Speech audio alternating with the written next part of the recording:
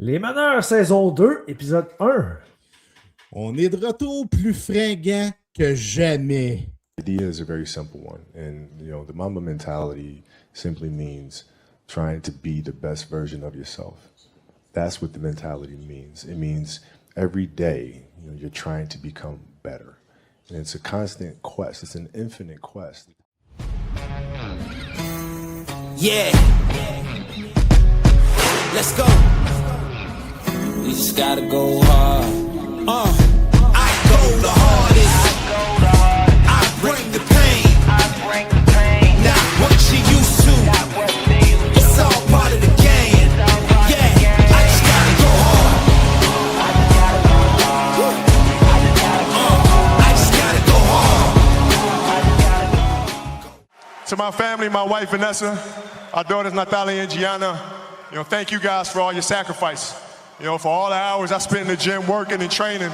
And Vanessa, you holding down the family the way that you have.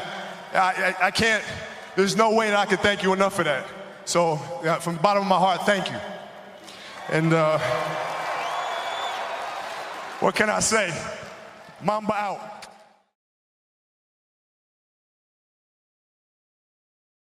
Ouh, comme dirait le bon vieux Ozzy, Mama, I'm coming home. On est de retour, mon Jeff.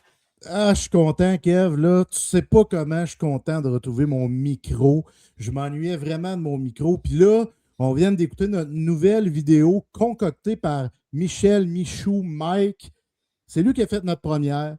C'est lui qui a fait notre deuxième. Évidemment, on met notre grain de sel parce qu'on veut avoir nos leaders, les athlètes, les gens qui nous inspirent. C'est ce qu'on veut retrouver dans notre vidéo. J'ai des frissons. Parce que là, Kobe, il start la vidéo, puis il explique la Mamba mentalité qui nous rejoint, qui est un peu l'essence du podcast, hein? On va dire les vraies choses. Puis à la fin, quand il remercie tout le monde, ça, c'était le dernier match de sa carrière. Puis quand il dit le Mamba out, là, je te le dis, Kev, j'ai envie de pleurer. Ah, c'était cœur, hein? Puis tu sais, justement, la Mamba Mentality, c'est notre mantra, c'est notre façon de vivre, c'est notre culture qu'on essaie d'instaurer aux meneurs. Puis justement, c'est une quête constante de devenir la meilleure version de soi-même. Honnêtement, t'as pas une meilleure explication de ça pour dire c'est quoi les meneurs. Exactement. Fait que là, on amorce la saison 2 des meneurs. Première saison, on a fait 25 shows, Kev. On a terminé ça en avril 2025. On a pris une pause qu'on va expliquer. Mais avant d'expliquer cette pause-là, Kev, il faut que je te le dise, là, j'étais nerveux avant ce show-là, man. J'étais vraiment... Toi, nerveux au micro. Ouais, oui, Kev. Tu sais, j'ai fait ça pendant 15 ans. J'ai été blogueur, podcasteur. J'ai fait de la radio partout au Québec. J'ai rencontré des gens connus. J'ai couvert les Blue Jays. Bref, j'étais pas nerveux, mais là, je l'étais. J'ai dit crime, une pause de 8 mois de même, 8-9 mois, même un an, là, au mois d'avril. Un an, c'est carrément un an, oui. Un an, là, mais ça paraît. J'étais vraiment nerveux, j'avais hâte de casser la glace. Là, c'est ce qu'on fait. Puis avant de poursuivre, Kev, il faut que j'y aille d'entrée de jeu. Il faut que j'explique la nouvelle mouture du show parce qu'on a changé quelques petites affaires parce qu'on avait des segments qu'on trouvait un peu trop vulgaires. Puis on voulait aller ailleurs. Oui, on va continuer à sacrer, pas sans arrêt, mais il va y avoir des petits sacs ici et là. Oui, puis, tu sais, le tabarnak que tu as en arrière et tout ça. Oui, effectivement. Fait que là, on s'est dit, on va retravailler nos segments un peu. Puis je suis content de la façon qu'on a placé ça. Parce que là, on va avoir le warm-up. Ça, on va s'échauffer avec des petits sujets avant de rentrer sur le parquet, qui est un autre segment. Sur le parquet, c'est quand on se retrouve, toi et moi, puis on jase d'un sujet d'actualité qui nous touche. Puis, ce segment-là va surtout s'appeler Sur le banc, parce que sur le banc, c'est lorsqu'on va avoir un invité. On va quitter le parquet pour aller sur le banc pour jaser avec lui. Donc, 99% du temps, ça va s'appeler Sur le banc. Après ça, on s'en va avec nos pimétons. Ça, là, on ne voulait pas les changer parce que ça nous représente bien. Le piméton, on ne touche pas à ça. On vient parler d'une personne qui nous touche, de quelqu'un qui nous a marqué, qui nous inspire ou d'une situation X qu'on veut venir parler. Puis on termine ça dans le Money Time. La fin de match, c'est serré. On vient annoncer l'invité du prochain show. Puis, Une affaire que j'ai pas dit, Kev. Il y a un nouveau segment qui va se situer entre le warm-up et sur le parquet. Puis je veux pas le nommer. Je veux pas le nommer parce que tu vas en parler.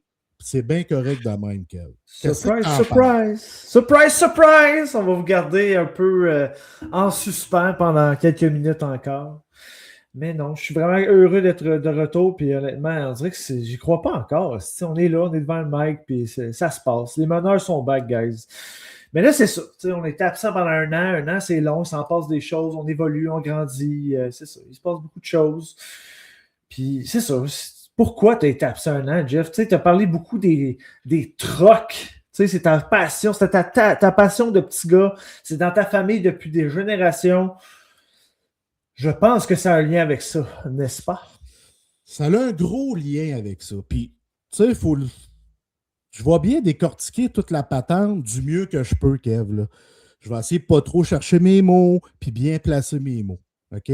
Tu me suis jusque-là, Kev? Oui, allez-y, M. Jean-François. Vous avez la parole. J'ai lâché le blogging pour la poche bleue à la fin du mois de juin. Puis si j'ai lâché la poche bleue, il y a une raison. Dans un premier temps, là, les statistiques sur le web étaient en chute en raison de Facebook, puis ça venait affecter mon moral parce que moi, j'avais des comptes à rendre. Pourquoi que tout d'un coup, la poche bleue, le site Internet et non le podcast, ça s'est mis à chuter. On a cherché plein de solutions, on a essayé plein d'affaires parce que le podcast, le site web, la poche bleue, pendant 8, 9, 10 mois, wow, les stats sont donc bien hot. C'est tellement instable, ça, en plus. Oui, exactement. Mais là, à un moment donné, il y a eu une chute. Puis moi, je me suis dit, ça arrive des chutes. Ça peut durer 2-3 semaines, tu le sais. Ouais. On a vécu ensemble des chutes. Oui, c'est jamais linéaire. Exactement. Mais là, ça ne voulait plus remonter. 1 mois, 2 mois, 3 mois. Hey, mon moral, Kev, là, un gars qui fait de l'anxiété de performance comme moi, d'après toi, il était à comment? Il était en dessous de 0. Puis ça paraissait à mon quotidien avec mes enfants, avec ma blonde. J'étais moins d'humeur. Puis ma blonde, elle voyait là, que, tu sais, t'as plus l'air heureux. Ouais. J'avais plus l'air heureux. J'avais un nuage noir, man, au-dessus de la tête. Pas gris, là, noir. Depuis plusieurs mois, puis je l'entretenais, là, parce que je l'alimentais, veux pas, je restais là, en souhaitant que ça remonte, en prenant des solutions qu'on avait mises en place, puis ça montait pas. Fait que moi, à un moment donné, ben, tu te remets en question. Puis, on se retrouve sur la route, moi et ma blonde. On s'en va au hockey d'Alexis, son gars. Puis elle me regarde, puis elle me dit tout bonnement, pourquoi tu t'en vas pas ces trottes? Tu sais, t'es été élevé là-dedans, t'as toujours aimé ça, même si t'as pas fait ça comme métier. Puis, ça serait une solution. Tu sais, t'as plus l'air heureux dans ce que tu fais. Ça, c'était une graine qu'elle semait, là, ma blonde. Là. Moi, ça m'a fait réfléchir. Fait que là, on continue la route. Et je continue de réfléchir, mais ça, je pense, c'était le samedi. Ben, le lundi matin, j'amorçais les démarches pour commencer mon cours qui s'appelle CFTR pour devenir camionneur à la Sarre dans mon patelin. Fait que j'ai tout amorcé les démarches. J'ai quitté la poche bleue. Je me suis lancé une entreprise de frottage de camions pour me ressaucer dans les camions, parce que ça faisait quand même depuis 2001 là, que je n'étais plus là-dedans pantoute, là, tu sais. Même si j'aimais ça, puis un de mes grands chums, il fait ça comme métier, puis mon père fait ça comme métier, mais je n'étais plus là-dedans, là, tu sais. Fait que je me suis dit, OK, je passe cette petite compagnie-là, puis ça le roulait en fou, là. J'étais vraiment content. Les gars m'ont appelé. J'ai recôtoyé des gars que fait longtemps que je n'avais pas vu. Fait que j'étais bien, là. Je me retrouvais seul avec moi-même, ma musique, je frottais le troc. C'était satisfaisant. Comme un petit gars maternel, là. Comme un petit gars maternel dans son corps de sable. J'avais du fun. J'avais vraiment du fun. Mais le nuage gris était là pareil. Mais je l'avais comme juste tassé un peu avec cette vieille passion d'enfant-là que j'ai remis en avant-plan. Fait que je tasse le nuage, j'en ai pas pris soin, là. Je l'ai juste tassé. Tassé le problème, là. J'ai tassé ça, exactement, Kev. J'ai tassé le problème. Fait que quand j'ai tassé le problème, Kev, moi, j'ai dit, OK, c'est une nouvelle vie. Je tasse le problème. Je supprime mon compte Twitter. J'efface ma vie de gars qui a blogué pendant 15 ans. Tu sais, moi, c'était ça. Il n'a pas de zone grise, hostie. Go, j'embarque là-dedans, je tasse tout. Soit dit en passant, c'est pas la chose à faire, mais bon, c'est ce que j'ai fait. Parce que quand mon anxiété est à un niveau très élevé, Kev, je vais prendre des décisions émotives et non réfléchies nécessairement. OK? Tu me suis un peu? Ouais. J'ai tout le temps été comme ça. S'il y a de l'émotion, s'il y a une grosse anxiété, là, je panique, je ne sais plus quoi faire, je prends une décision émotive. Tu sais, c'est comme ça. Dur de se, comment dire, de se ramener là, au neutre, là, c'est vrai. C'est pas facile à faire quand on est en émotion. Là. Très, très, très difficile. Tu as raison là-dessus, Kev. C'était extrêmement difficile. Fait que bref, moi, j'embarque dans un troc pour retrouver un ciel bleu. Tu sais, moi, c'était ça. Là, c'est un faux bleu, mais il était là pareil, puis j'y croyais, puis je continuais à avancer, puis à y croire. Puis là, le cours commence, puis je rencontre des bonnes personnes, puis je me trouve une job étudiante parce que le propriétaire du Taxi 6000 à la SARS, c'est un gars que je connais super bien, c'est un chum. Fait qu'il dit, ben oui, go, viens avec nous autres. Fait que j'avais 35 heures d'école, puis 35 heures de taxi. Je finissais l'école, je m'en allais au taxi. Mais là, à un moment donné, je commence à aimer ça, le taxi, Kev. Ben, c'est cool. Tu fais de la route, ça touche un peu les trucks. C'est juste que là, tu as des gens, tu connectes avec les gens, tu as le côté social qui est nourri. Puis en plus, les gens, ben, c'est comme une coiffeuse ou un barbier, ben, il peut se confier à toi. Comme un peu ce cher Rogatien dans Taxi 22. Oui, exactement. Puis c'est ça qui a réveillé ce qui somnolait en moi depuis le mois de juin. C'est-à-dire ma passion pour le leadership, pour l'être humain, pour le coaching, pour le gars qui conseille les gens et qui tente de les guider de la meilleure des façons parce que j'ai eu la chance d'avoir un excellent mentor dans ma vie qui m'a permis de progresser beaucoup comme être humain. Donc, j'utilise ces outils-là pour aider les autres, aider mon prochain. Puis avec l'équipe du taxi, je peux être le capitaine, du navire, le leader, le meneur. Le meneur, exact, le gars qui est positif, qui amène des sourires, qui fait rire les gens, tout ça. Fait que là, ça, je me rends compte, hey, ça me donne donc bien du gaz, ça. Ça te nourrit, hein? Ça me nourrit, j'aime donc bien ça. Fait que là, ça remet à spinner. Puis là, je continue mon cours, puis je regrette aucunement mon cours parce que j'ai connu des gens incroyables. J'ai réussi ma classe 1, les permis de gros camions, mais j'ai coulé mon stage. J'ai coulé mon stage parce que la journée du stage, je m'en vais chez le gars pour faire mon stage, l'employeur pour faire mon stage, puis, man, j'ai haï ça comme t'as pas idée. Écœurant titre, haut le cœur, comme on dit. Haut le cœur, exactement, parce que, d'un, je me sentais loin de chez nous. Tu sais, quand tu étais 15 ans chez vous à bloguer, à être dans tes affaires, à écouter ton sport, à passer du temps avec ta famille, avec ta femme, là, tu te retrouves loin pendant 13-14 heures. Hey, je te le dis, Kev, ça me fessait, là. Ah ouais. Ben, tu me l'avais compté, puis j'étais Chris, ça te ressemble pas, ça.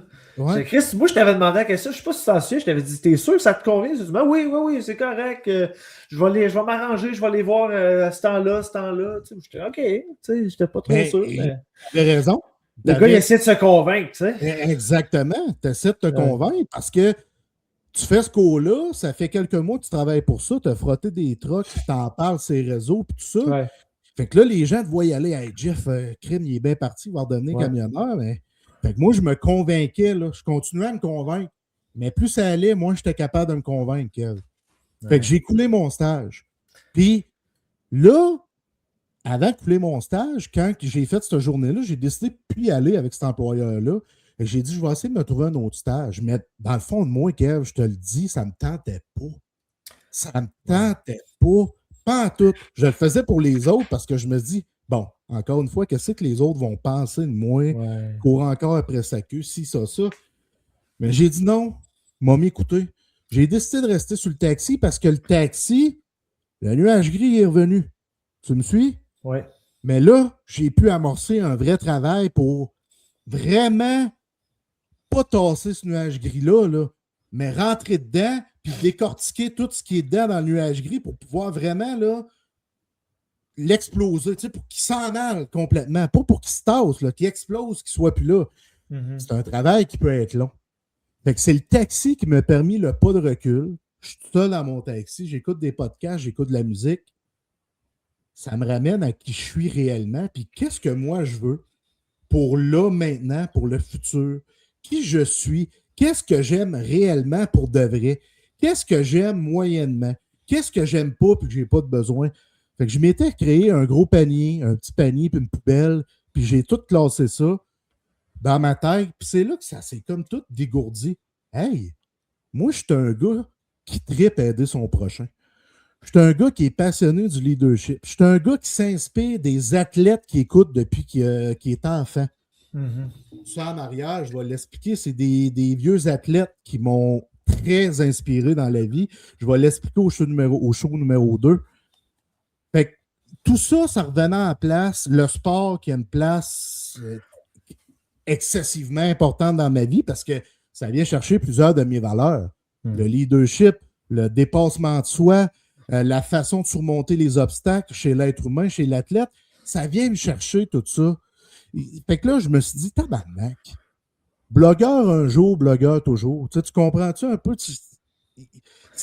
Chasse le naturel! C'est ça pareil. Ouais. Tu sais, je m'en suis rendu compte. J'étais allé comme fermer une parenthèse qui n'était pas fermée que les trocs pour pouvoir comprendre davantage qui j'étais, où je voulais être, qu'est-ce que j'ai à peaufiner puis à ajuster dans ma vie pour être constant avec mon gros panier. Tu comprends? Je veux installer une constance là-dedans. Puis ce que j'aime un petit peu moins, mais le garder du coin de l'œil, puis les yeux, puis le regarder. Tu sais. Un exemple, le football. J'aime le football, mais je ne trippe pas la. Tu sais, j'ai pas nécessairement besoin de ça dans ma vie, mais j'aime checker un coup d'œil sur les Chiefs, Pat Mahomes. Comprends-tu un peu ce que je veux dire? Bon, je veux 100%. pas rentrer intensément là-dedans, mais je veux jeter un coup d'œil là-dessus. Tu sais.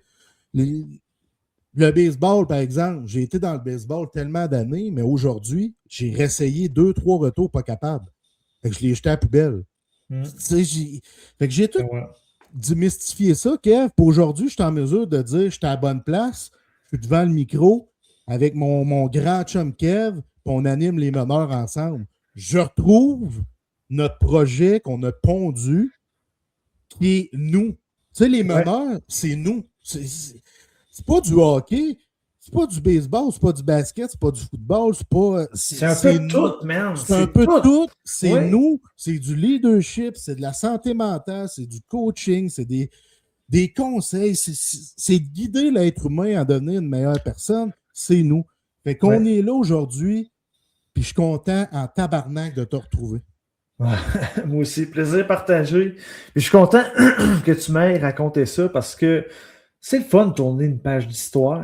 Tu sais, à quelque part, comment tu vas aller de l'avant dans ton livre si tu n'as pas fini le chapitre précédent? Puis ça, je te parle de. Mettons, tu étais rendu au chapitre 10 de ton livre, là, tu es retourné au chapitre 1 parce que tu t'es rendu compte que je n'avais pas fini de le lire. Exactement. Là, tu es allé le finir. Puis là, tu peux aller de l'avant. Parce que c'est sûr que ta blonde a semé la graine, mais à quelque part, il y avait quelque chose en toi qui n'était pas terminé. Puis tu as été fermé, ce chapitre-là. Fait que chapeau à toi, je suis vraiment fier de toi, mon chum. Mais il y a une chose qui me titille, Kev. Ah ouais? Parce que je me sens un peu coupable dans un sens. Parce que toi, quand j'ai quitté les meneurs, ça t'a donné un gros choc. Puis on dirait que je me sens un petit peu coupable de ça. Parce que tu as vécu des moments plus ardus à la suite de ça. Puis ça me gosse un peu. Ouais, mais tu sais, des fois, dans la vie, comme on dit, rien arrive pour rien. Tu sais, ça fait justement 1 an là, qu'on a pris la pause des meneurs. Puis autant la décision sur le moment, ça faisait pas nécessairement mon affaire. Tu sais, je trouvais que le podcast s'en allait quelque part à ce moment-là. Je crois encore que ce projet-là peut aller à un autre niveau. Fait que sur le coup, j'étais déçu, j'étais triste parce que tu sais, nous deux, c'est sûr que c'était notre façon, tu sais, c'est sûr qu'on se parle beaucoup, mais ça, c'était notre façon à nous autres, entre grands chums, de se rassembler puis de bâtir quelque chose ensemble. Tu sais, ça m'a affecté sur le coup, mais il est arrivé tellement d'événements par la suite dans la dernière année qui ont fait en sorte que je me suis dit, bon, ben, je pense que c'était la bonne décision à prendre à ce moment-là. Puis depuis plusieurs années, tu parlais de nuagerie tantôt. Ouais. J'avais un nuage gris qui me traînait au-dessus de la tête depuis plusieurs années. Puis ce nuage-là, j'en prenais pas soin moi non plus. Parce que moi, j'ai un syndrome dans la vie, puis j'apprends à l'adoucir, ce symptôme-là. C'est le symptôme du « je suis capable ». Moi, je suis capable de tout faire. Je suis capable. Mais On est tous capables, hein? Ben, c'est parce qu'à un moment donné, chaque humain, que tu veux ou non, a sa limite. Puis moi, ben, le je suis capable, je l'appliquais dans toutes les sphères de ma vie. Que ce soit, mettons, à ma job, que ce soit dans mes relations familiales, dans mes relations amicales, d'amitié. Dans toutes les sphères de ma vie, j'essayais d'être un je suis capable. De donner tout ce que j'avais, toute mon énergie à tout. Comme ça, le soir, j'arrivais, je me couchais, puis j'étais brûlé, puis je dormais, mais j'étais tout le temps fatigué. C'est ça qui arrive. Puis là, on a décidé d'arrêter le podcast en avril, prendre du recul. Mois de mai, à la fête des mères, ma mère elle rentre à l'hôpital, ça faisait une semaine qu'elle était constipée, découvre qu'elle avait un cancer du côlon, se fait opérer d'urgence. C'est arrivé un peu comme une claque à la gueule. Puis justement, ma mère a passé 20 jours à l'hôpital. Puis sur ces 20 jours-là, j'ai été à l'hôpital pendant 18 jours, malgré que j'avais une nouvelle job. Je voulais prouver à mon boss que je voulais faire partie de la gang. J'étais en probation, là. Fait que, moi, je donnais mon 1000% à ma job. Là, en plus, j'ai deux jeunes enfants. Fait que là, moi, je donnais mon 110% à mes enfants. Puis après ça, ben, j'avais une nouvelle relation. Fait que je voulais prendre soin de ma relation aussi. Je voulais être là pour ma mère. Je voulais tout faire en même temps. Puis moi, je me souviens, j'étais là pendant ce temps-là. Puis, tu sais, j'allais parler à ta mère, l'encourager également. Puis toi, je te supportais à ma façon, vu qu'il y a 7 heures qui nous séparent, toi et moi. Fait que j'essayais de te supporter pendant ces moments-là, mais je voyais que c'était très, très difficile. Ah, sérieusement, c'était des moments très difficiles. Puis, comment dire, je me suis pas écouté. Parce que, tu sais, autant que j'aime ma mère, autant que, tu sais, je voulais être là pour elle, il y aurait certains jours où j'aurais dû m'écouter parce qu'en plus de ça, je faisais ces commissions. C'était pas évident. Fait que, tu sais, t'avais la charge mentale de « oh shit, ta mère est malade, oh shit, faut que tu ailles faire ces comme ça ». Tu sais, je devais tout gérer en même temps. Tu sais, moi, je me suis mis cette charge-là, je dois être là. Mais là, l'affaire, c'est que c'est venu avec une facture, là. Je me suis surtaxé. Puis j'ai pas pris soin de mon nuage gris qui s'est accumulé. Fait que là, il y a une couple de mois qui se passe, on arrive à l'automne. Puis là, ben moi, j'ai fini ma probation, je suis à l'aise à ma job, tout ça. Mais là, il y a certaines journées où ça me tente pas de rentrer travailler. J'ai comme une paralysie que je peux pas expliquer. Je me lève le matin, j'ai une boule d'anxiété dans le ventre, je me sens pas bien. Là, je sais c'est quoi, je peux te le confirmer. Ah, sérieux, je me lève, je suis comme arc, ça me tente pas. Ça me tente de rien faire aujourd'hui. Parce que, justement, je voulais juste comme prendre du recul, me reposer parce que j'avais la tête, là. Tu sais, comme, tu sais, des fois, dans les bandes dessinées, t'as comme des boules, là, toutes entremêlées ensemble, là. Ouais. C'est ça que j'avais. Mon cerveau, c'était ça, là. Fait qu'il y a des journées, je n'étais pas capable de rien faire. Fait que c'est ça. Mon boss, était très compréhensif. Il dit, gars, va te reposer, puis tu reviendras demain en forme. Là, le lendemain, ben, tu sais, j'étais plus en forme, mais j'ai juste pris une journée, tu sais. Fait que j'ai comme tassé un peu le nuage, puis il est revenu, tu sais, il s'était réinstallé. Puis là, c'est ça, j'ai le nuage gris qui perdure, qui est vraiment lourd, puis que, tu sais, j'ai tout ce que je faisais, que j'aimais faire dans ma vie, j'y perdais goût. Tu sais, jouer au hockey, regarder le hockey, gamer, tout avait perdu de la saveur, là. C'est comme moi, j'étais un fan de sucré dans la vie, là. Ben, c'est comme si mon chocolat goûtait plus rien, là. Fait que là, du chocolat qui goûte plus, man. C'était pire que du chocolat noir, 90%, là.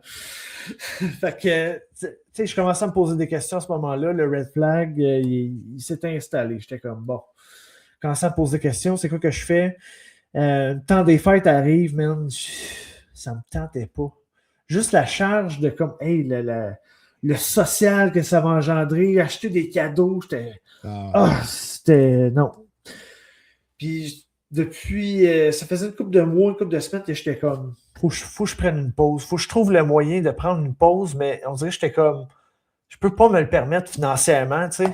Ben, puis je te le disais, Kev, à un moment donné, la santé mentale, qui peut affecter ton physique également, devient beaucoup plus important que l'argent.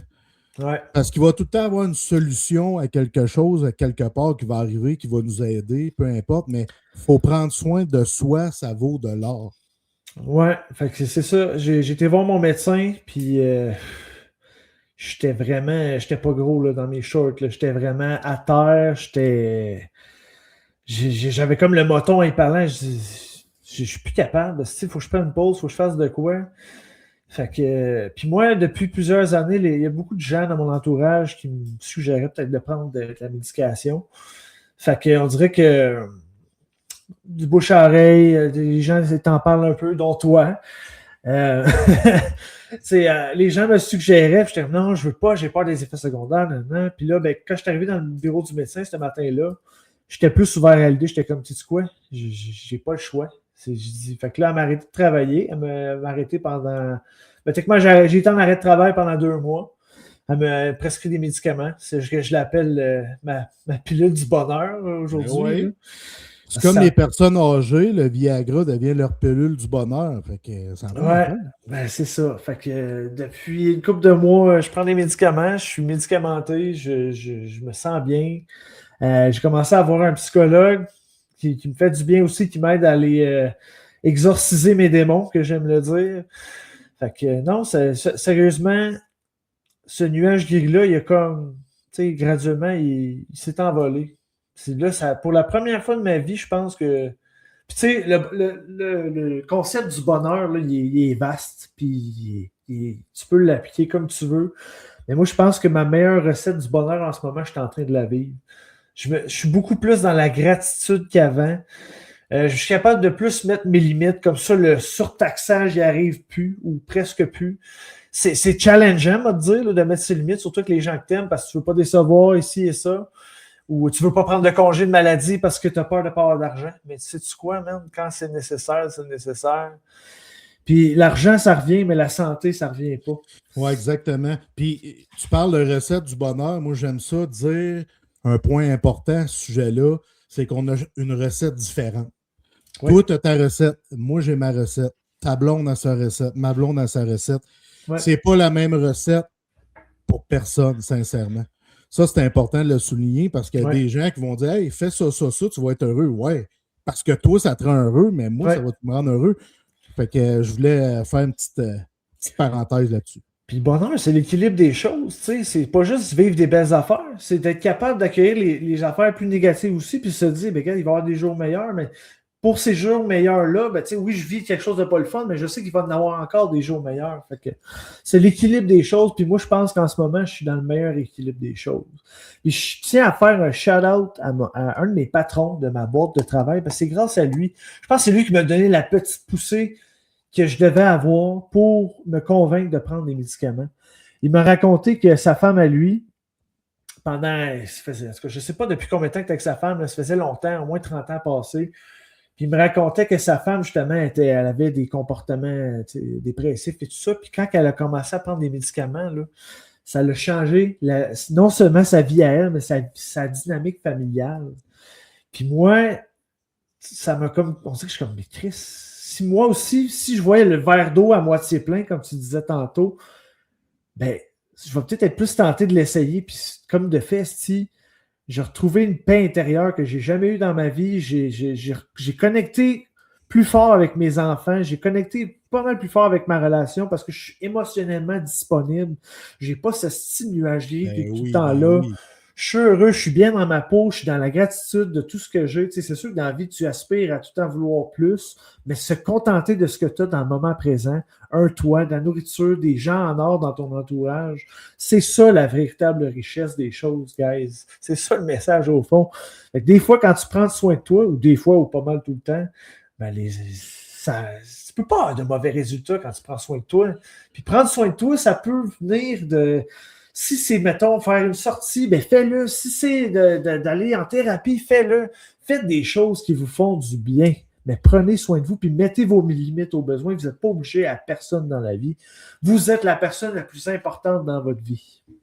Je te lève mon couvre-chef des Lakers de LA pour, encore une fois, le processus que tu as amorcé il y a quelques semaines, quelques mois. Vraiment, chapeau. Puis aujourd'hui, je ressens mon chum Kev gronder sur une batterie en tabarnak. Là. Ah, man, pour vrai, moi, d'habitude, le soir, avant que je prenne des médicaments, je cotais ma tête sur l'oreiller, c'était parti, j'ai fini, j'étais parti. Là, si j'ai encore de l'énergie en me couchant le soir, qu'est-ce que c'est ça? Je me réveille le matin, c'est sûr que des fois, quand mes petits me réveillent à 5-6 heures le matin, je suis comme pas très, très optimal dans l'instant, dans l'immédiat, là, mais le niveau d'énergie remonte, puis j'ai jamais eu autant d'énergie de ma vie, c'est phénoménal. Fait que tout ça, là, c'est arrivé grâce un peu à la pause des meneurs. La pause des meneurs est arrivée à un moment. Fallait qu'elle arrive, Kev. Oui, c'est ça. Avec le cancer de ma mère, j'aurais pas été en mesure de poursuivre le projet. Fait que ça n'arrive pas pour rien, ces choses-là. Non, exactement. Puis il fallait que chacun de notre côté, on fasse un cheminement pour se retrouver. C'est ce qu'on a fait. Puis aujourd'hui, on est là, plus sharp que jamais. Puis il y a beaucoup de beaux projets qui s'en viennent pour les meneurs, Kev. Puis je vois un petit logo en haut. Il faudrait quasiment l'expliquer aux gens qui nous écoutent. Oui, c'est pas un hasard que vous voyez le logo de la Gabière en haut parce que j'ai le plaisir de vous annoncer que les meneurs ont officiellement une première commandite, un premier partenaire qui s'appelle La Gabière, mes amis. Puis là, je pense que Jeff, c'est le temps d'ouvrir une petite frette parce que là, j'ai soif. Moi, j'ai choisi la blonde, la Gabière, désolé, sans alcool, une blonde, tout opté pour la rousse. La Gabière, parce que, on va le dire, la culture des meneurs, le sans-alcool fait partie de ça. Oui. Nous, c'est l'hygiène de vie. On boit, moi, je ne bois plus d'alcool depuis 3 ans. Moi, c'est 1 an. Toi, depuis 1 an. Fait que là, nous autres, on pousse les produits sans alcool associés avec La Gabière. Oui. Kevin, qui est l'un des copropriétaires, est extraordinaire. Puis, tu sais, j'en buvais avant le partenariat qu'on a signé avec lui ce matin, jeudi matin, c'est-à-dire. Oui. Puis, pour vrai, c'est la meilleure bière sans alcool. Ah oui, c'est de loin. Puis justement, ça, c'est deux frères Lagagnère, d'où le Lagabière, qui ont décidé de partir de leur microbrasserie qui viennent de Saint-Jean-sur-Richelieu. C'est vraiment intéressant. Leur gamme de produits est vraiment variée. Puis c'est un honneur de s'allier à ces gens-là. Comme que Jeff a dit, on a parlé avec Kevin ce matin, puis c'est juste, moi, je suis quelqu'un qui file les auras dans la vie, puis cet individu-là en a une belle. Fait que non, la vibe a bien passé, puis naturellement. Puis je pense que ça va être un fit. Fait que n'hésitez pas, je vais me permettre de l'ouvrir puis de la savourer. Tu sais, le petit. Ah! Gorgé! Ah! Puis ce que j'aime de ce bière-là, Kev, elle goûte la bière parce que oui. Il brasse avec de l'alcool, puis après ça, il soutire l'alcool dedans, fait que ça donne le résultat qu'on a avec la bonne Lagabière. Je suis vraiment content, Kev. Good job. Ah, sérieusement, ouais. Teamwork, puis c'est ça. On va avoir d'autres produits à vous présenter dans les prochains shows, mais pour l'instant, nous devons entrer sur le parquet parce qu'on a plusieurs sujets intéressants à vous jaser. Parce que si tu ne veux pas 1 an sans parler d'actualité, ben, il y a plusieurs choses qui se sont passées dans la dernière année, là, des choses extraordinaires. C'est fou comment que ça... LeBron James a 41 ans, il joue encore au sein de la NBA, il est encore dominant. Ça, c'est une des choses qui s'est passée. Mais je veux qu'on parle des Canadiens de Montréal, de Martin Saint-Louis, de Cole Caulfield, de Nick Suzuki, de Lane Hudson. Il y a plein de joueurs qui nous ont marqués, mais cette équipe-là nous a marqués parce qu'elle a progressé année après année à monter une marche. À monter un autre match, à monter un autre match. Tous les hommes en place, Jeff Gorton, Ken Hughes, Martin Saint-Louis, ont travaillé main dans la main. Puis ça donne le produit qu'on a aujourd'hui, Kev, en 2025-26, une saison phénoménale de 106 points, 6e de toute la Ligue nationale avec l'équipe la plus jeune. C'est important de le mentionner, ça, Kev, l'équipe la plus jeune, parce que cette équipe-là est encore jeune, puis elle domine déjà, je pense qu'ils sont en avance sur le fameux plan reconstruction, peut-être 1 an d'avance ou 2 peut-être. Il y a des joueurs qui ont progressé plus rapidement et tout ça, mais c'est tellement beau à voir. Puis tout ça part de Martin Saint-Louis pour moi. Pour moi, Martin Saint-Louis, c'est un leader ultime. Je l'ai sûrement mentionné pendant la saison 1, mais Guy Boucher, quand il parle de grands leaders, il y a 2 noms qui reviennent. C'est Nick Crosby et Martin Saint-Louis. C'est toujours les 2 noms qui reviennent. 2 bébites qui étaient là en premier, qui étaient intenses avec leurs coéquipiers, même peut-être déplaisants avec leurs coéquipiers parce qu'ils veulent tellement gagner puis amener tout le monde vers eux, où sont eux mentalement, si on veut, ils veulent les amener là, que tout le monde soit au même niveau, pas de talent, mais de compétitiveness, en tout cas. Lui aussi. Ouais, mais ça, c'est une autre bébite qu'on va en parler, lui aussi, de Kobe. Ouais.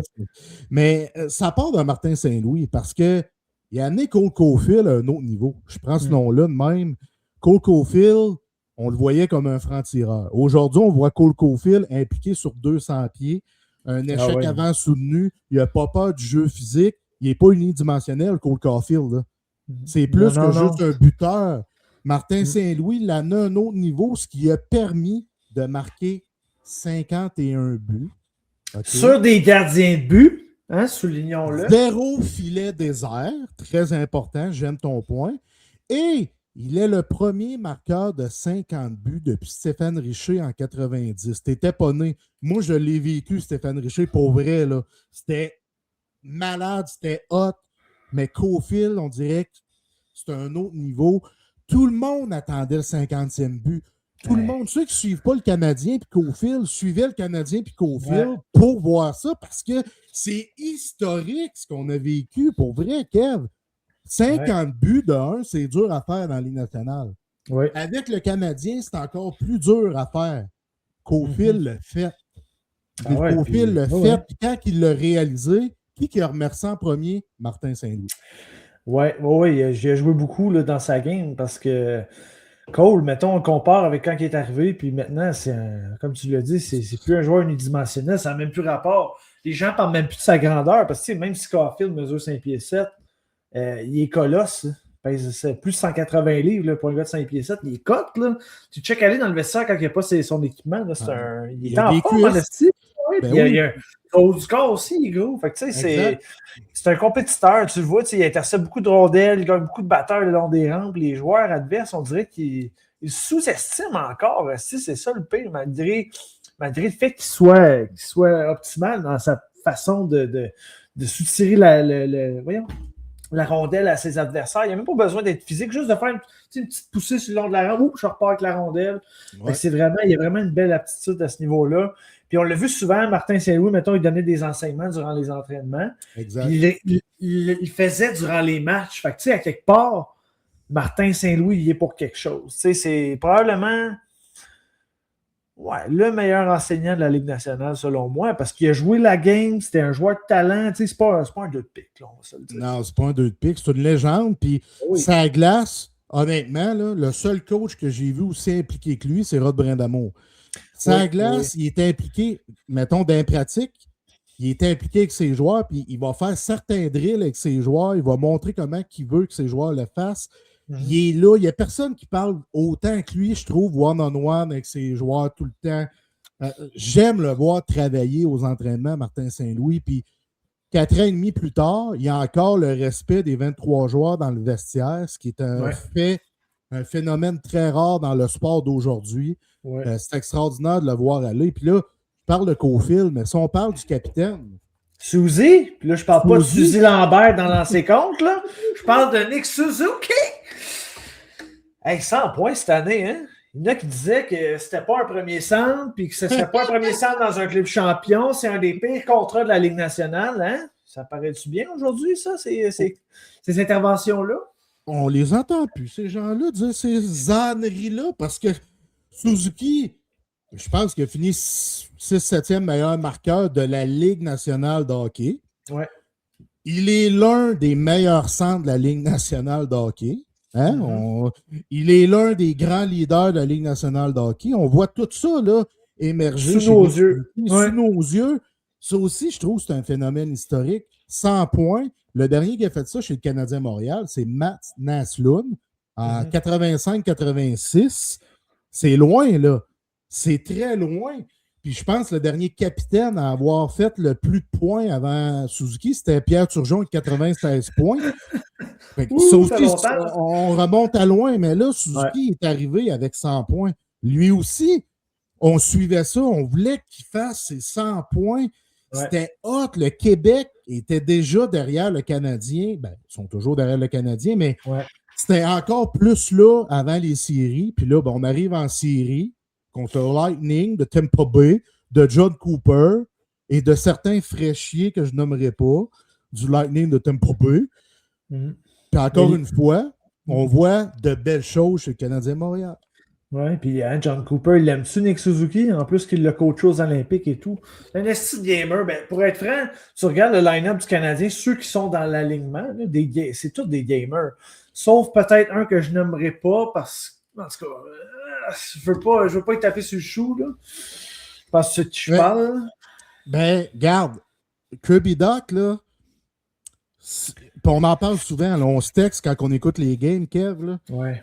C'est tous des gamers et des compétiteurs chez Canadien Montréal, sauf Patrick Laine et Kirby Doc. OK? Ouais. On s'entend pas mal là-dessus, mais on peut le dire que Kirby Doc n'est pas un gamer. Mais ce qui s'est passé à la suite du match où il a fait l'erreur qui a coûté le match au Canadien lors du deuxième match, il a reçu des messages. Il a fermé son compte Instagram. Ça, c'est grave de faire ça parce que tu peux juger la game de hockey, le joueur de hockey, mais commencer à envoyer des menaces à un être humain, ça, moi, là, je suis pas capable. Ouais, ben c'est comme si, mettons, toi et moi, on finit notre chiffre de travail, puis là, comme on sort de la job, tout le monde commence à nous insulter, nous envoyer des menaces de mort. C'est sûr que le Canadien de Montréal, c'est plus gros que nature, on s'entend, mais c'est pas une raison pour faire de l'intimidation, de la cyber-intimidation. On fait tellement de Chris, je ne peux pas t'aider, je le trouve pas ton mot, Kev. Mais sensibilisation. Oui. On fait beaucoup de sensibilisation contre l'intimidation, puis là, ben, on dirait qu'on n'évolue pas là-dedans. En tant que société, ça revient tout le temps. Fait que, surtout à Montréal, c'est comme, mettons, on a eu des exemples avec Drouin, Price, c'est tous des exemples que, comme, lâchez-les, laissez-les faire leur job. Kirby Doc, il sait qu'il a fait l'erreur. On n'a pas besoin d'aller y écrire après. Hey, t'es un ci, t'es un ça, va te faire, ta mère a dû t'avaler. Tu vois le genre, là? Non, ça, tu as tellement raison. On ne peut pas embarquer là-dedans. Aujourd'hui, c'est facile avec les réseaux sociaux. Fait que ça pogne un autre coche. Fait que, tu sais, prenez votre gaz égal à un moment donné. T'aimes pas Kirby Doc comme joueur, tu le trouves soft, c'est correct. Ouais. Mais la personne, l'être humain derrière le joueur, tu n'as pas à l'attaquer. Ça se fait pas. C'est bien important. Bon, je veux revenir. Tu parles de compétiteurs, là. Ouais. Il y a une chose que tu me dis tout le long de l'année, la saison régulière, Kev, là. Lane Hudson. Je sais où tu t'en vas. Puis je vais te dire ce que tu me dis, puis je pensais la même chose quand tu me l'as dit. Il prend aucune pause. Tous les chiffres, c'est dans le tapis. Puis c'est rare que tu vois ça, Kev. Tu peux pas toujours être dans le tapis, mais lui, il est toujours dans le tapis à chaque chiffre. J'en reviens pas. Moi aussi, pour vrai, j'ai jamais vu ça. J'ai jamais vu ça. À chaque chiffre, aucune pause, aucun chiffre off. Là. Rien. Tu n'auras jamais vu un compétiteur comme ça. Mettons, là, il va faire une montée offensive, il échappe le puck en zone offensive. Dans le fond, il va revenir, il va être le premier à backer. Puis tu sais quoi? Il va le rattraper, le gars qui est parti avec la rondelle. J'ai jamais vu ça. Les batailles à 1 contre 1, il va tout le temps donner le petit millimètre de plus pour aller chercher la puck. J'ai jamais vu ça. Puis je pense que c'est pour ça que Martin Saint-Louis, il l'aime autant, il donne beaucoup de responsabilités parce que tu sais ce que tu vas avoir avec Hudson. Que même s'il fait des erreurs, il va tout le temps les réparer. Il va tout le temps. Il fight, il compete, man, comme un. Hey, il va dans les coins contre des gars de 6 pieds 5, 6 pieds 6, puis man, il ressort avec la rondelle. Moi, j'ai jamais vu ça. J'ai jamais vu un gars compétitionner de même. Jamais. Puis, tu sais, j'en ai écouté du hockey. Tu sais, j'ai vu Jonathan Tay, j'ai vu Sidney Crosby, j'ai vu Martin Saint-Louis, j'ai vu Steve Eisenman, Joe Sakic. Tu sais, je peux t'en nommer plein, là. Ouais. Mais j'ai jamais vu un compétiteur comme Lane Hudson. Sincèrement, j'ai jamais vu ça de ma vie. Il est sur la glace à chaque jour, même quand le club ne joue pas. Puis des fois, l'organisation est obligée de dire hey, tu veux-tu aller te reposer, faire autre chose? Le gars, il est tout le temps sur la glace. Fait que, tu sais, c'est un passionné. Puis ça s'apprend pas. Je pense que c'est en lui, c'est dans son ADN. Absolument. Puis honnêtement, on est vraiment chanceux d'avoir une pelle comme ça à Montréal. Je sais pas si les gens réalisent, là, mais je pense c'est un joueur franchise, Lane Hudson. Je vais le dire comme ça, là, c'est un joueur franchise. Puis on est chanceux à Montréal. On commence à se rendre compte qu'on a des stars. Slavkovski. Vraiment. Juraj Slavkovski s'est rendu une star. Il faut l'appeler Ben comme oui, ça. Suzuki, Caulfield, Demidov va devenir une star. Hudson est déjà une star. Puis moi, j'ai quasiment envie d'ajouter Dobson là-dedans. Ben oui, c'est à sa façon, c'est une star. Pas obligé C'est d'être flamboyant pour être une star. Exactement, mais tu sais, il a fini 2e au chapitre des tirs bloqués. C'est un gars qui est dédié, qui est content d'être à Montréal, qui est venu stabiliser la défensive des Canadiens de Montréal. Ouais. Tu sais, on en parlait hors d'onde, là. Il y a des gens qui chiolent concernant son contrat. Je m'excuse, là. Mais si Dobson n'est pas là cette année, la défensive n'est pas stable comme elle est là. Non, non, vraiment pas. Puis de toute façon, des défenseurs droitiers, parce que là, il joue sa deuxième paire, techniquement. Ben, première paire quand il joue avec Matheson, par exemple, mais combien, tu sais, des défenseurs droitiers de 6 pieds 4 qui jouent des minutes de top 2 de son profil, 9,5 millions par année, ben Chris, c'est dans son range, là, c'est pas surpayé, là. Puis il est encore meilleur que, tu sais, je l'ai vu beaucoup jouer avec les Islanders parce que c'est un de mes défenseurs favoris. Il est encore meilleur que quand il était avec les Islanders. C'est phénoménal. Puis quand ce gars-là, tu sais, toi, tu vas le savoir, tu l'as sûrement couvert quand il jouait pour les Huskies, il sortait pas de la glace, Carlis. C'est un cheval, Noah Dobson. C'est un gars que, oui, il va peut-être faire des petites erreurs ici et là, mais il fait beaucoup plus de bonnes actions que de mauvaises. C'est pour ça qu'on s'en souvient pas de ces mauvaises actions. C'est parce que quand un gars joue 30 minutes, il va nécessairement faire peut-être plus d'erreurs qu'un gars qui en joue 10. Ouais, plus vulnérable. Exactement. Puis, tu parles des Huskies de Rwanda, il jouait 40 minutes. Pas de joke, là. Quand il a gagné la Coupe Memorial, Noah Dobson puis Joel Teasdale, c'est beaucoup de eux qui ont fait en sorte qu'on a eu la Coupe Memorial. Il était fabuleux, Noah Dobson. J'avais jamais vu ça, là. Ah non, c'est un cheval, pour vrai, tu sais, Anthony Marcotte, il l'avait dit, puis t'as pas d'autre façon de le décrire, c'est un cheval. Mais j'ai-tu des games où il y avait des prolongations? Il jouait-tu, tu penses? Fait que tu sais, c'est quoi tu veux de plus de Noah Dobson? Quand on a été chercher, les gens, ils font quand 6 pieds 4, 200 livres, il doit être physique. Non, c'est pas sa game, Noah Dobson. Il a un bon bâton, il se positionne bien, mais c'est pas un gars qui va donner la grosse mise en échec malgré son gabarit. Il faut s'enlever ça de la tête. Ça, il y a d'autres gars dans l'équipe qui sont capables de faire ça. Sa game. C'est ça, c'est la game de Goulet, de Jacky, de Struble, mais c'est pas la game de Dobson. Il est fort physiquement, mais c'est pas un gars qui joue physique, là. Tu sais, il faut arrêter d'idéaliser les joueurs. Des fois, il faut les regarder tels qu'ils sont. Puis là, ben, je vais faire une petite parenthèse. Ça m'amène un peu à Patrick Laine. Ce gars-là est un frappeur désigné. C'est un gars qui... Ben, c'est ça pareil. Mais là, il n'est plus désigné. Là, mais... Non. Mais ce gars-là, c'est un gars de power play. C'est un gars qui va lancer la rondelle. C'est ça son rôle. Fait que, tu sais, que les gens disent, ben, il n'y a pas d'éthique de travail. Il y a pas de... Pourquoi qu'on lui reproche quelque chose qu'on savait déjà avant qu'on aille le chercher? Tu sais, c'est qu'il faut arrêter d'idéaliser les joueurs puis de comme, gars, c'est ça qu'on a avec ce joueur-là. That's it, that's all. Il y a des joueurs qu'on ne changera jamais. Non, mais il y a des joueurs qui changent, par exemple. Mike Matheson, là, c'était le pilier offensif de la défensive, je m'excuse, je rate mon excellente bière. Oui. Yes, ça marche! Puis là, il a évolué. Hudson prend de la place offensivement, Dobson prend de la place offensivement, mais Matheson est devenu le pilier défensif, le gars qui joue 3-4 minutes de temps de jeu moyen en piqué par match. Ah, il est bon, man. Ça n'a pas de sens. C'est incroyable à quel point ce gars-là est dédié pour son club, comment il est bon. Il a accepté moins d'argent pour rester avec le Canadien de Montréal. C'est important, ces choses-là. Il est aimé, c'est un asti de leader. Puis c'est un joueur de hockey incroyable. Pour vrai, là, ce gars-là aurait dû être avec Team Canada. Oui, puis quand on a été chercher justement Dobson, puis que les jeunes défenseurs ont commencé à arriver, les gens voulaient sortir à couper dans le tuyau. On va l'échanger, on va l'échanger. Tu peux pas échanger un gars comme ça, surtout parce que, comme les qualités que tu viens de mentionner, mais avec David Savard qui est parti, c'est lui qui a pris le lead. C'est un très, très grand leader, Mike Matheson. Je trouve qu'il ne reçoit pas assez de crédit pour tout ce qu'il fait, pour tout ce qu'il apporte aux Canadiens. Tu sais, la culture du CH, ça passe beaucoup par Mike Matheson. C'est pas le gars qui va parler le plus. Tu sais, c'est pas le gars le plus polarisant, volubile, mais il est tout le temps là, chaque soir, à parler aux journalistes, à faire face à la musique. Tout le temps. Tu sais, c'est chapeau. Tu sais, c'est des petits détails, mais c'est les petits détails qui font la différence. Fait que tu sais, c'est probablement qu'il est respecté de ses coéquipiers pour ça, parce qu'il prend la balle pour ses coéquipiers après chaque match. C'est un bel humain, Mike Matheson. Oui. Pour vrai, c'est un bel humain. Moi, je tripe ce défenseur-là. Puis, On est choyé chez les Canadiens, Kev. On a 5 gars qui peuvent jouer 20 minutes ou plus. Ah ouais, c'est phénoménal. C'est hot, là, tu sais. On a Matheson, on a Dobson, on a Hudson, on a Carrier, puis on a Goulet. C'est 5 gars qui peuvent jouer au-dessus de 20 minutes.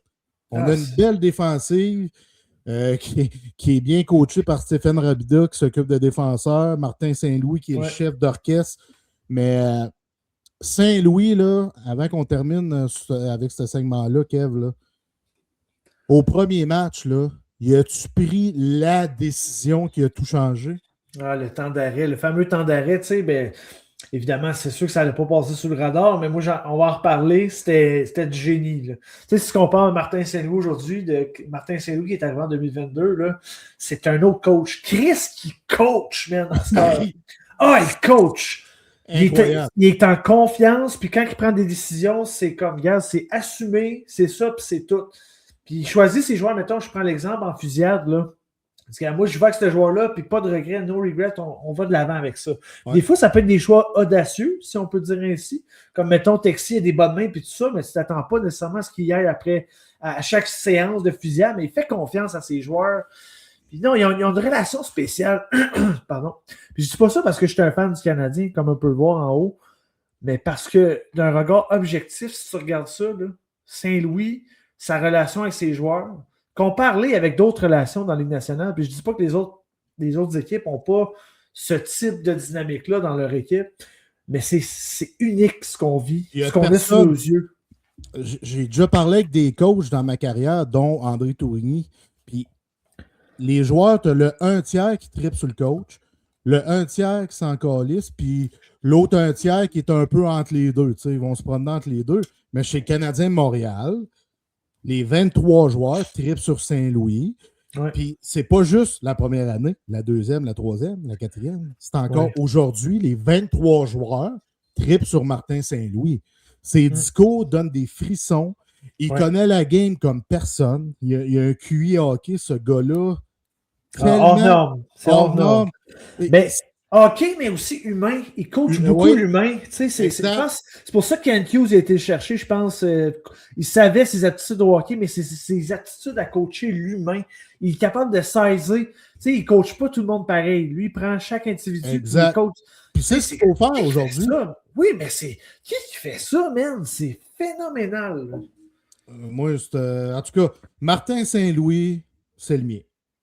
Ouais, ben oui, tu le votes pour le Jack Adams. Non! Puis mettons... Je vais juste faire une petite dernière parenthèse, juste une petite dernière. Vas-y. Par exemple, juste pour vous donner une idée, Patrick Laine, il ne joue pas depuis X nombre de temps.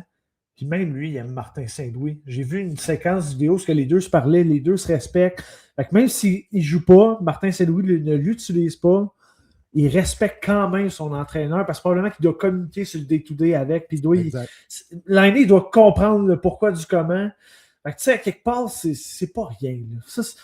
Ça parle, la chose parle d'elle-même.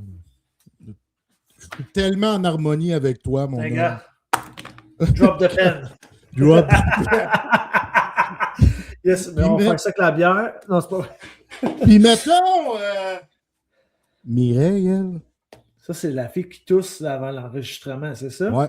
OK, je comprends. OK. Pour ceux qui ne savent pas, c'est ma copine. C'est ma copine. Ça fait 1 an qu'on est ensemble et tout ça. Puis, tu sais, tout ce que je vous ai raconté au début du show, là, ben, tout ça, elle l'a vécu avec moi. Tu sais, toutes les montagnes russes, de ci, de ça, là, elle était là à chaque opportunité. Puis, honnêtement, elle m'a rencontré à une phase de ma vie où je n'avais pas grand-chose à offrir. Je n'étais pas disponible émotionnellement. J'avais mon nuage gris. Puis, malgré tout, elle est restée à me supporter, à m'accompagner, à me conseiller. Puis, si j'ai un conseil à donner aux gens qui, mettons, qui sont célibataires puis qui sont à la recherche d'un partenaire, ben, les questions que vous devez vous poser, selon moi, c'est est-ce que cette personne-là m'aide à devenir meilleur? Est-ce que cette personne-là me tire vers le haut? Est-ce que cette personne-là t'aide à devenir la meilleure version de toi-même? Est-ce que cette personne-là va être capable de dire les vraies choses, même quand tu ne veux pas les entendre? Bien, c'est ça qu'il faut que tu recherches dans un partenaire. Puis quelqu'un est capable de stepper up quand tu en as besoin. Puis moi, ben, puis tu sais, je dis pas ça comme je veux pas me victimiser, mais j'ai pas eu dans ma vie, mettons, familiale, puis je lance pas de roche à personne. J'ai pas eu de grand personne à qui je pouvais me confier, puis qui me prenait par la main, puis qui était capable de m'accompagner. C'était plus moi qui avais ce rôle-là dans mon entourage. J'ai souvent été plus fort pour tout le monde. J'ai compensé pour beaucoup de choses dans ma vie. Dans ma famille, il y a eu beaucoup de drames, des choses se sont passées. J'ai été là pour tout le monde. Fait que ma blonde qui était là pour moi, c'est comme si elle m'apprenait une nouvelle façon d'aimer. Accueillir ça, là, c'est particulier.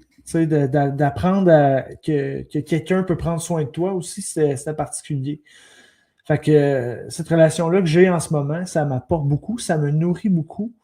Puis justement, le fait que je prenne des médicaments, ça m'a aidé vraiment à être plus dans la gratitude, être plus dans le moment présent, parce que tu sais, je veux pas, quand j'étais dans ma phase un peu plus grise puis dépressive, ben j'étais pas tout le temps disponible, j'étais pas tout le temps plaisant, tu sais. Je veux dire, j'ai jamais manqué de respect ou quoi que ce soit, mais souvent je me levais le matin, j'étais de mauvaise humeur, puis ce mood-là, ça pouvait se poursuivre sur des journées. Des fois, je me levais un matin, il n'était rien arrivé, j'étais en tabarnak, j'étais pas bien, ou j'avais besoin de prendre du recul, d'être dans ma bulle. Elle m'a tout le temps respecté, tu sais, fait que c'est une chance que je l'ai eue, puis une chance que je l'ai encore, parce que c'est ça, je sais pas ce que je ferais sans elle, c'est vraiment, c'est mon pilier, c'est ma personne, je pense vraiment, tu sais, je pense pas que j'ai déjà dit ça dans ma vie, mais je pense que j'ai trouvé ma personne, puis ça, je suis vraiment, j'ai de la gratitude pour ça. Un beau discours, ça. Ouais, puis je tenais à le dire, parce que justement, tu me demandais aujourd'hui, ça va être quoi ton pimeton, Kev? Puis on dirait que ça m'a ouvert les yeux, j'étais comme, ouais, ça va être ça. Parce que ça a été, tu sais, mettons, ça a été une année un petit peu négative, ben ça a été mon petit rayon de soleil pour la dernière année. Une chance que je l'ai eu parce que je pense pas que j'aurais vu le bout. Ben, Mireille, je t'aime. Si on parlait de crise de vrai, ben ça en est une. Ouais. Puis mettons, tes filles. Ah! Mes filles, man, là, ils sont incroyables, Joliane, ma plus vieille, elle a 16 ans. Jésabelle, ma plus jeune, elle a 13 ans. Joliane, je l'appelle ma grande, puis Jésabelle, mon petit cul. C'est les surnoms que je leur donne, puis ils m'amènent à devenir un meilleur humain à chaque jour, un meilleur père.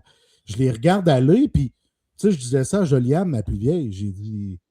Tu sais, tu m'inspires. Elle dit, ouais, mais papa, c'est toi mon père, c'est toi qui m'inspire. J'ai dit, ouais, mais toi aussi, tu m'inspires. Tu sais, tu es une leaduse. Puis, je ne sais pas si c'est mes enseignements qui l'ont rendue comme ça, Joliane, mais elle a été nommée capitaine au volleyball. La même chose pour Jésabelle. Elle a été capitaine aussi un certain temps parce qu'il changeait plus à sa catégorie à elle. Elle prend sa place. Elle dit ce qu'elle a à dire. Il m'inspire énormément, Kev, mes filles. C'est des petites filles dédiées à leur sport.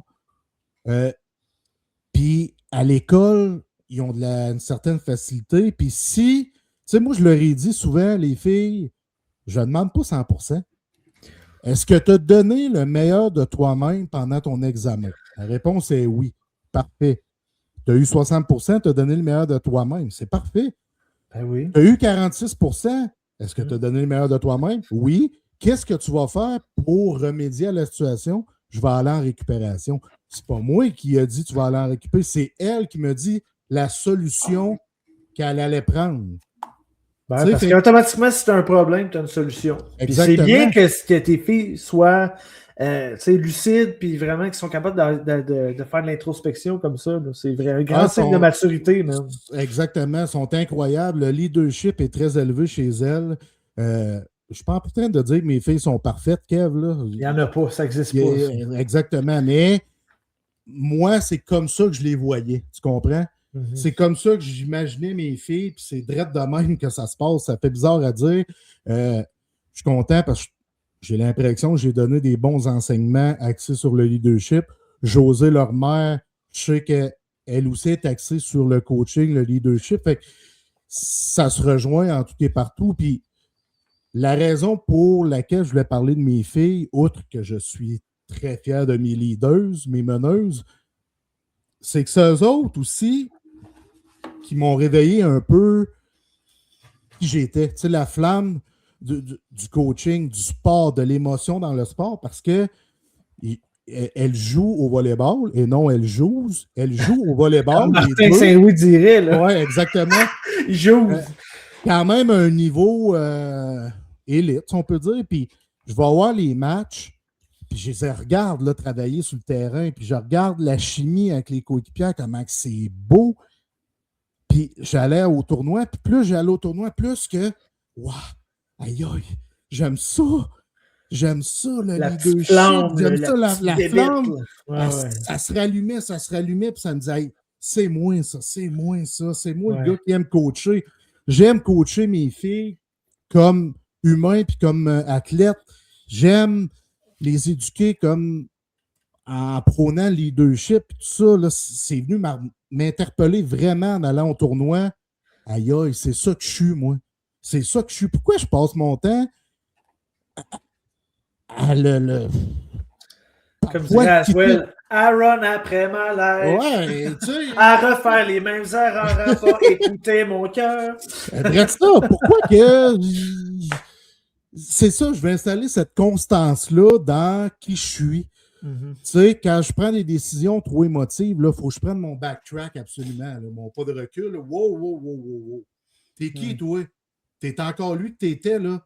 Bouge pas de là, là. C'est juste, c'est d'un mauvais moment. Tu sais, c'est ça qu'il faut que je travaille énormément. Puis mes filles m'aident.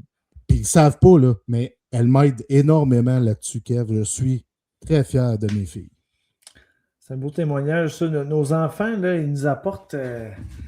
Beaucoup. C'est inexplicable. Puis c'est ça, comme tu dis, ils ne savent même pas.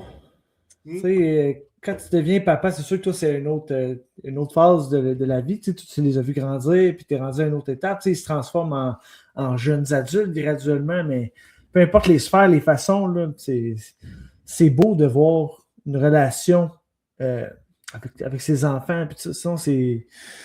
Tu vois, j'ai même pas les mots. Là, c'est juste... quand ça remplit, là, tu peux pas être dans autre chose que de la gratitude. Ouais, exactement, Kev. Exactement. Ouais, non, c'est... Ouais. Fait que j'ai des frissons encore en parlant de mes filles, puis on va terminer ça dans le money time, le Kev, tout en ingurgitant une lagabière rousse. Hey man, j'ai fini la mienne. Mais c'est toi, parce que techniquement, la claque saïeule est devenue le money time. Mais c'est quoi le money time? C'est quoi qu'on va dire aujourd'hui, Jeff? Le money time, on va dire que le sur le parquet va devenir sur le banc parce qu'on va juste avoir des invités. Là, toi, en travers de ton bar, on a 2 de bookés officiellement. Il reste les dates à mettre. Ouais. On travaille 7-8 dossiers de mon bar. Tu en travailles toi aussi. Donc, pour le prochain show, on va avoir un invité. Par contre, on ne peut pas l'annoncer tout de suite parce que, comme que je dis, on a tellement qu'il faut booker les dates et tout ça. Mais au prochain show, il va y avoir un invité, c'est sûr. Puis je peux dire que dans les prochaines semaines, il va y avoir un ancien capitaine des Huskies qui va venir. Ça, c'est une excellente nouvelle. Mais pour le prochain show, surveillez les réseaux des meneurs. On va annoncer qui va venir jaser avec nous autres.